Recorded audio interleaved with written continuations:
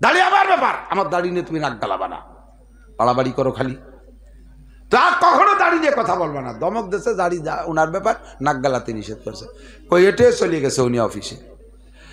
আল্লাহ, মহিলা করছে কি, মাথায় সাবান শ্যাম্পু মাইয়ে আয়নার সামনে যায়, কথা কইের নাম, আয়নার সামনে যাইয়ে রিজার দিয়ে পুরো মাথা চাইছিয়ে শস্য তেল মাখাইয়ে চেয়ারে ঠাউরির মতো বসে গেছে।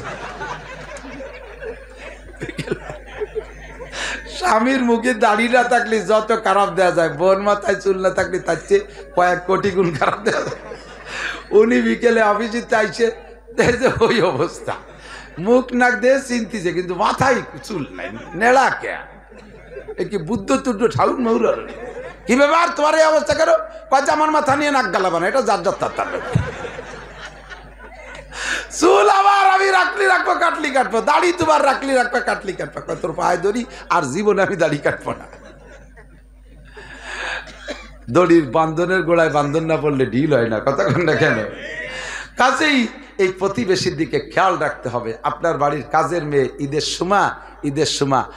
সময় আপনার ছেলে মেয়েকে দামি দামি কাপড় দিলেন, আর আপনার মেয়ের পুরন কাপড়টা খুলে কাজের মেয়েটারে দিলেন, ওর বুক শুক হয়ে যায়। মালিক, ওরা তুমি বানাইছো, আমারও তুমি বানাইছো গরিব, তাই বলে কি আমি ঈদের সময় ওর পুরন জামা গায়ে ঈদ করবো?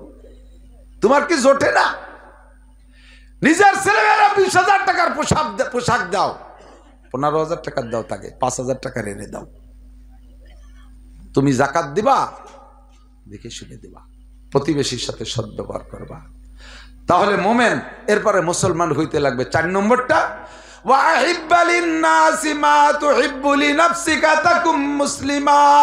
মোমেন হওয়ার পরে মুসলমান হইতে হবে। কতক্ষণ?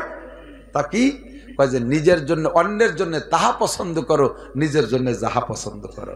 অন্যের জন্য তাহা পছন্দ করো, নিজের জন্য যা। নিজে যা পছন্দ করো না তা অন্যের জন্য। একবারই যে মাইয়ারটা দিয়েছে বিয়ের জন্য পছন্দ হয়নি, আইসে স্বাস্থ্য বাইরে কয় যে নান্টু যা মাইয়ারটা দিয়েছে তুই বিয়ে হয়ে গেল, ওর পছন্দ হয়নি, ও নান্টুরে ফাটাই দেয়। তোর ওই নেই, তুই চুপ করে থাকতে আরেকজনে ফাটাইস কে? বিস্কুট খাতি যেছে এক কামড় খাই, আরে জামাল এ পচা বিস্কুট তুই খা, তুই খাতি বেরিয়েছে তো জামালটা দিস কে? তো তুই দে বেরিয়েছি, তোমার দাঁত শুনে দিবেন জানো শয়তানি। তরকারি বাসি গান্ধা গেছে, এ যাও ওই বাড়ি লাগে, পাশের বাড়ি এলা করি, তরকারি বাসি গান্ধা গেছে, ওকে দিয়ে গিয়ে খাতি না পারো তুমি মাছটা দিয়ে দাও, প্রতিবেশীরে পচা গান্ধা দাও কে? কাপড় যেটা ছিঁড়ে গেছে সেইটা দান করো। কেন?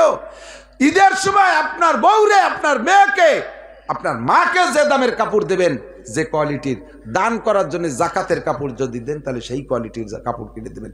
একই দামের কাপড় কিনে দেবেন, 1 সোনা দিয়ে 20 কেন দেন, 1 সোনা দিয়ে 20 কেন দেন, 10 কান দেন, তারপরে নামাজ পড়তে পারবে।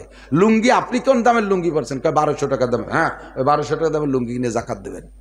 150 টাকা দামের লুঙ্গি কিনে দিয়েছে, 2 বার দোয়ার পরে মালটার কাটি গেছে, ট্যাঙ্ক ভাগ করে দাঁড়ালিয়ে দাঁড়ে ওদের আগুলাকে দেখা যায়, এক্সরের মতো হাড়ের মধ্যে যা আছে তাও দেখা যায়। এ তুই কি এই ভরো নাকি? কয় না, ওই বললি কি আমার মানায় নাকি? আমার ভাষা তো শোনাই দিব দাতাল,